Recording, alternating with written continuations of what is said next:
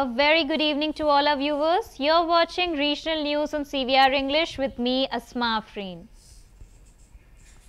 Telangana Pradesh Congress Committee President Mahesh Kumar Gaud has emphasized that social justice will be ensured in the selection of district Congress committee presidents.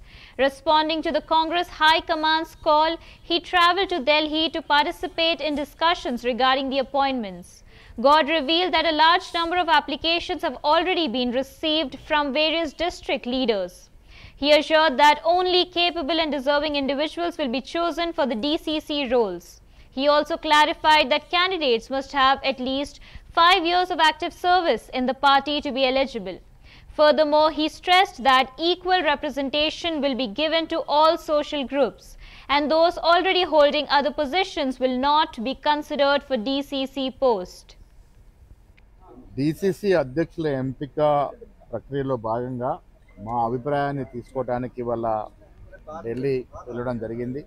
Incharge Meenakshi Natarajan గారు వారి అభిప్రాయాన్ని ఇస్తూ ఉన్నారు. మధ్యాహ్నం తర్వాత ముఖ్యమంత్రి గారు, డిప్యూటీ ముఖ్యమంత్రి గారు, ఆ తర్వాత నా అభిప్రాయం తీసుకుంటారు. ఒక సమర్థవంతమైనటువంటి నాయకత్వం జిల్లాలో రావాలి కాబట్టి చాలా సీనియర్ నాయకులు ఏఎస్సీ అబ్జర్వర్స్ని తెలంగాణకి కేటాయించడం జరిగింది. వారి క్షేత్రాల్లో దాదాపు 7 నుంచి 10 రోజులు జిల్లా క్షేత్రంలో పర్యటించి మండలాల వారిగా వారి అభిప్రాయ సేకరణ చేశారు. ఆ అభిప్రాయ సేకరణకే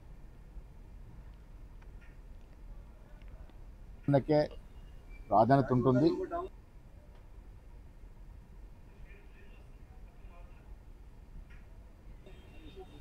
దాంతో సోషల్ ఇంజనీరింగ్ ఉంటుంది. ఎట్టకేలకి సమర్థవంత నాయకుడు జిల్లా కాంగ్రెస్ కమిటీ అధ్యక్షుడిగా రావాలనేదే ఏఎస్ అభిప్రాయం. 5 ఏళ్ళు కనీసం పార్టీలో పనిచేస్తుండాల నిబంధన కూడా ఉంది. Andhra Pradesh BJP President PVN Madhav stated